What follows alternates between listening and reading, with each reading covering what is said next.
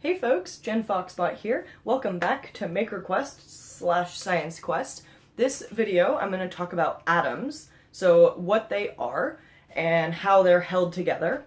This is one of my favorite areas of physics and actually part of what brought me into physics, because I think it's really beautiful that everything that we can see and interact with made up of the same basic building blocks. That's amazing, that me and you and other things that are alive or have consciousness we're made out of the same stuff that rocks are made up of. We're made out of the same stuff that water is made up out of. At the very basic level, it's all just atoms. And that kind of blows my mind that you can get something as different as a rock and a human or a dog or a bird. And when you really boil it down, it's just different combinations of the same basic things. That's super beautiful. I think our universe is really magical and mystical in that sense. And even more weird is that the things that we can see, the atoms and the matter that we are familiar with, it's called baryonic matter. Baryonic matter is actually a very, very, very small slice of the entire mass energy of the universe. Most of the mass energy in the universe comes from dark energy and dark matter. Physicists are still trying to figure that out. Just fun little fact, I used to work in a dark matter lab when I was in school, and so if you're curious about dark matter, I'm always really excited to talk about it. I think it's really fascinating.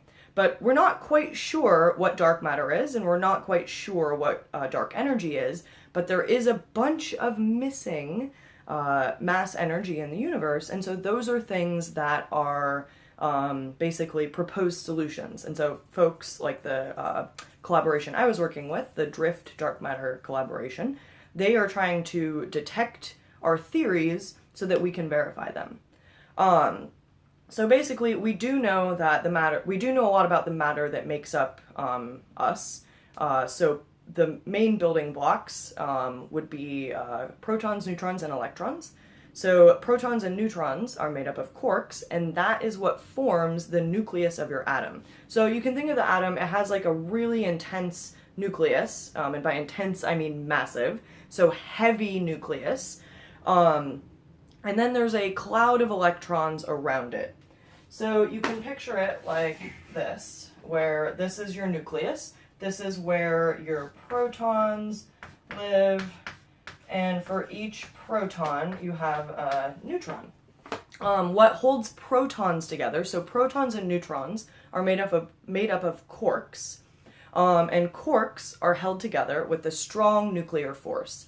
And basically what that means, if you draw what's called a Fineman diagram, quarks, if you have a quark 1, quark 2, I think you draw like a spring in between them, and that spring is a gluon, which is the force mediator particle for the strong nuclear force. And basically what that means is that the gluons are exchanging force particles, and that holds them together. Kind of like if you were to tie two things together on the end of a slinky. You can pull them apart, but they will snap back together.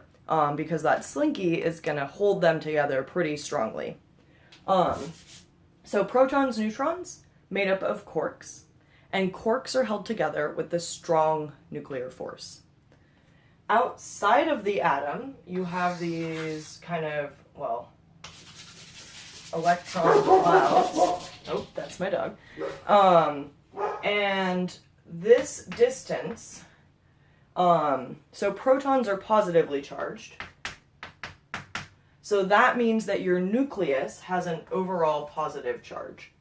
And electrons are negatively charged, so they are attracted to the nucleus because dissimilar electric charges attract.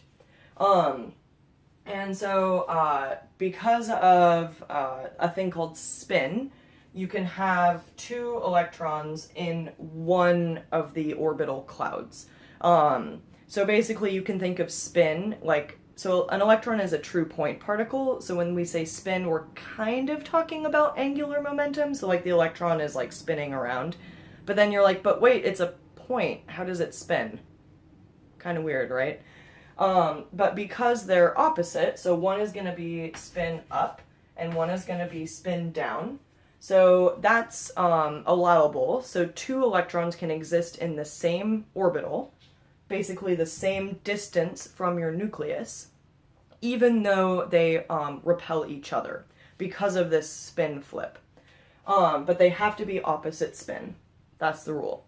And then you have other orbitals, and it's often drawn, it's hard to draw with a piece of chalk, but it's, I want to make sure that I'm talking about an electron cloud. It's not an orbital. These clouds exist at specific distances, but the electron can be anywhere, well, both electrons, can be anywhere within that distance. And so this is where quantum mechanics comes in, because quantum mechanics really tells us that the universe is a lot more probabilistic than we thought. It's less deterministic. And by that, I just mean things that are possible kind of exist until you force them to take a particular state.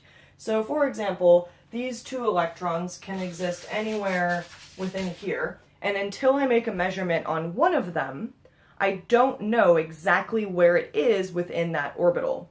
We have a probability of where it is, and there's, spots where it's more likely to be found and less likely to be found. But until we actually make that measurement, we don't know specifically where it is. And that kind of blows my mind. So that's the whole Schrödinger cat thing. It's both alive and dead until you look at it. So the electrons are everywhere that they are allowed to be until you make a measurement. And when you make a measurement, then their quote-unquote wave function collapses, and that basically just means that they're forced to pick a location. So it's like opening the box, and now you have information about what's happening. So that's kind of crazy, right? Because the electrons can exist anywhere within their physical limitations. And until we observe them, they're kind of, existing wherever they're allowed to exist. And then you do have those few instances where it's a very small probability that they would exist outside of what's allowed. But because the universe is massive and, time is going on pretty steadily, and the universe has been around for about 13 billion years, there are those slim chances where you have electrons where they shouldn't be, which happens for very brief instances of time and very small distances, but it does happen, which is kind of crazy.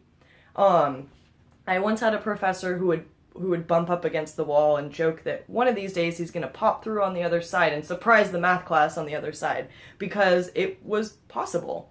It's not probable, but it's possible. That's one of my other favorite things about physics, is that anything that's allowed will probably happen. So because humans are possible within the laws of physics, we happened, which is kind of crazy. Okay, so let's go back to the atom. I'm getting sidetracked because I love this stuff. So you have your nucleus, which is where the most of the mass is in your atom, and then you have your electron clouds outside. And these distances are determined by the electromagnetic force. So the distances out here, where you have more electrons, they are attracted to the nucleus, but they are repelled by the closer electrons. So as you get farther and farther out, the electrons are going to get farther and farther away. And what's really cool is that you can actually calculate the distances, I think using Maxwell's equations. It's been a while, so don't quote me on that. But you can calculate the distance of these electron orbitals using the electromagnetic theory. So that's pretty much atoms. It's really cool because you have something that I think is a little bit familiar with, like the nucleus. We can kind of understand how that works. It's, massive. It's like playing pool with billiard balls. If you have another nucleus coming in and it collides directly, you're going to have a 180 collision, so it'll bounce back. But if it comes at an angle, it's going to bounce off at an angle. So you can use geometry to figure out how atoms collide and how they move around. So, okay, that's pretty straightforward. But the crazy part are the electrons. Well, there are some weird things about the nucleus too, but on the quark scale. But the electrons are what I think is kind of crazy, because there's our predefined rules, this whole spin up, spin down thing, that is true for the whole universe. So if you change the spin on one of these electrons, if I flip this spin, this one has to flip. So I put this one up and this one down, so spin up and spin down. If I flip one of these, that electron has to change, and that'll propagate throughout the universe, because everything has to fit together within these predefined rules of the forces. So the atomic forces, this is the strong nuclear force, which holds the nucleus together, and this is the electromagnetic force. The weak force deals with particle decay, so basically like how the protons and neutrons exist over time. And then gravity is kind of like if you have these atomic forces over here, gravity is like way off the page. So gravity doesn't come in until you get to very, very large distances. And you see that because you can actually overcome gravity with a weak magnet. You can use a magnet to pick up a paperclip, and you're like, excuse me, I just overrode gravity with the electromagnetic force. So the electromagnetic force, the strong nuclear force, and the weak nuclear force are all a lot stronger than gravity until you get to big scales. Okay, so I feel like that's a lot of information. If you want to see, so basically if you look at the periodic table shows you how different elements are put together, and they're built up by increasing numbers of protons and neutrons. So hydrogen has just one proton and one neutron. You get what are called isotopes of atoms or elements. You get isotopes of elements, which are different, basically they're charged versions of the element. So for example, an isotope of hydrogen might have one proton, which means that it's going to be positively charged, or maybe it has two neutrons. This is starting to get into chemistry. I'm not super good at chemistry. So if you are curious about how atoms are put together, check out the periodic table, because that will tell you about how many protons and neutrons an atom has, and then how many electrons are around it. A neutral atom will have equal numbers of protons and electrons, because then the charge cancels. Okay, yeah, so check out periodic table. It's super cool. Please let me know if you have any questions, or if there are topics that you would like me to talk about. All right, see you next time. Thanks for watching. Bye!